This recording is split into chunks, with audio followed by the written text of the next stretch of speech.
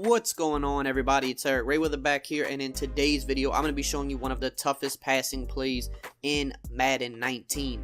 So we are back in the Patriots playbook once again. I'm just showing you guys stuff that I run. I run the Patriots playbook. I run a lot of different stuff out of here. I mix in a ton of plays this year. I'm not like just sticking to one formation. I run a lot of different formations and plays. Now this play I believe is in some other playbooks though. It's in the trips tight end. The play we're going to look at today is the double sail. So check other playbooks that have trips tight end, like the Chargers, the Broncos. I think maybe the Panthers has a trips tight end. But even if it's not trips tight end, you might have a gun tray or like a trips tight end flex or something. There's other playbooks that probably still have the double in sail play. I don't think it's just exclusive to the Patriots, but the Patriots by far are going to be the best playbook to use it with. Patriots have the best trips tight end in the game as well, so I mean it's just kind of a no-brainer to use this playbook if you want to use that formation. Now, to set this up, all I do, very simple, I take, really I got a couple different setups I'm going to show you, so kind of stick around. I want to show you just a couple different things you can do with this play. There's actually a bunch of ways you can set this up. One of the easiest ways is just to take Y, put him on a streak, and that's it. So you can, get to the line quickly, quick snap, the play, not allow the defense to really set up. Which is a plus for you. That means you can catch them out of position a lot of times or without, time to make their adjustments. The first player I always look at is the running back on the table route. The table route is very effective this year. If they're going to give me that for an easy 5 yards, worst case 4 yards, I'm taking it every single time. So you'll see here, hit the table route, get up the field. All right, we got about 6.5 yards. I'll take that every day. Every single day, twice on Sunday, I'm taking that because that means every 2 plays, I'm moving the ball. I'm not trying to go downfield for, 15, 20 yards a play. I'm passing it short.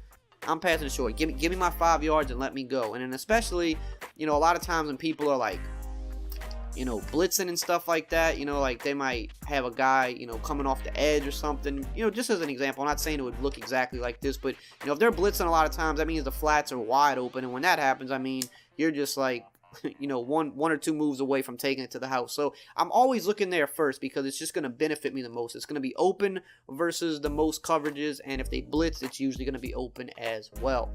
Now, another good thing about this play versus cover 3 is when a lot of people run cover 3, typically it's going to be the safety on this side in the purple zone. Now, it could be flipped, and it would be, this safety in the purple zone instead.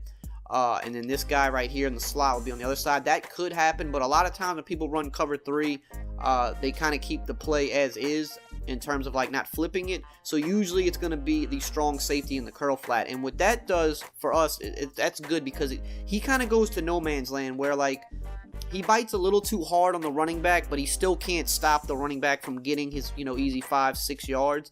But he also kind of comes too far down to where he can't defend the tight end. So let me show you what I'm talking about. There's this window right here to hit the tight end, easy 15-yard gain. And a lot of people love to just run cover 3 stock online. Your typical guy you run into, if you run into someone that's really good and they mix stuff up and they adjust a lot, a little bit different. But the average person you run into, they like to run a lot of stock stuff. They like to run a lot of cover 3, kind of, hope for the block shed to get in. You got 2 guys right here that are just really hard to defend if they run a cover 3. But then that's not it. So we go look. That's why I look first. I'm looking to the running back. I'm looking to that tight end. And if I don't like how either of that looks, then you want to make your reads easy for you. So you look right first. Okay, if you don't like either of those guys, then I scan back over to the middle of the field. And that's when I'm looking for the X route like this. And when I catch it, I'm going to try to spin because the spin is going to carry me upfield. So you want to put a guy here that has a good spin. I don't know if Chris Hogan has a good spin. I didn't check the stats.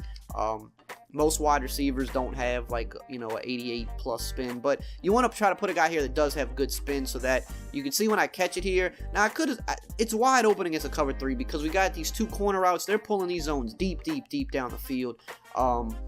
So it's wide open. I don't even have to spin here, but I like to because it just immediately breaks my momentum, carries me straight up the field. You want to get going north-south as quick as possible. If not, you would have had to kind of run a few yards to the right and then kind of one cut up the field. You probably get less yards. Here, we immediately get going north-south because we spun right after the catch. So keep that in mind. That's just kind of like another little tidbit in there. And then you can typically still hit this corner route on the left too. I'm going to show you right here. And we just got hit with a super block shed. Practice mode special block shed there. The linebacker will match him, but a lot of times you'll get leverage on him. and you can complete it like so. You see, because most of the type of formations that people run, it's going to be a linebacker in that spot. A lot of people run nickel, and I think even if you were to run dime in that situation, I think it would be a linebacker there too. So he is going to match this. He's like, okay, I got to carry this route, but you have a good receiver here. You want to put your best receiver here, your best route runner, best, speed, all that, like your Julio Joneses, your Antonio Browns. You want to put them right here on this route.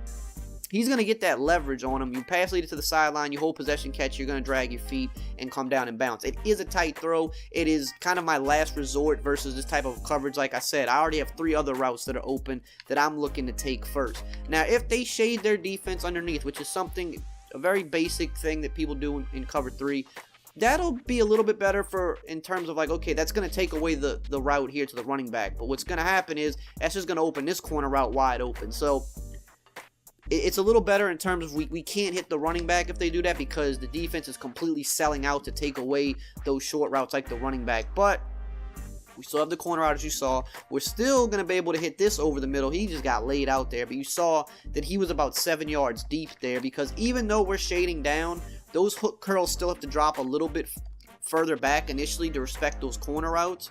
So we'll show you again. You still have to respect those corner routes, and you see we're still getting 5 to 6 yards underneath. That's really important, because a lot of times with a lot of plays, when you shade down, it takes away all of your short stuff. But on this play, we still can hit our check down over the middle. It's still a viable read, which is good for us, because that means even if maybe we kind of force that in there and make a bad read, or we make a wrong read, it's okay. He's still usually going to get underneath and pick up solid yards. Now, another thing, if they shade underneath, that makes this corner wide open. And of course, I mean, practice mode, block shed. I even have a bad pass rusher in there. This is a nobody. I put him there because with the way block shed is in practice mode, you have to do that, and it doesn't matter. They still just get off the block insanely quick. I forgot to shade underneath that time. That's my bad. Block shed just throws me off so much in practice mode, because it just does not happen like that in real game. Anyway, if they shade their cover 3 underneath, Ed is going to open this corner wide up. He's not going to get matched at all, and as you can see, huge gain. So no matter what they do out of a cover 3, they're pretty much dead. Now, cover 2 defends this play a little bit better. Now again, first thing we're doing, we're looking to this route here. Now this route's not going to be as good versus a cover 2. He got a dumb animation there. He got the possession catch animation there, which I didn't even attempt the possession catch, so I'm not sure why he would get that.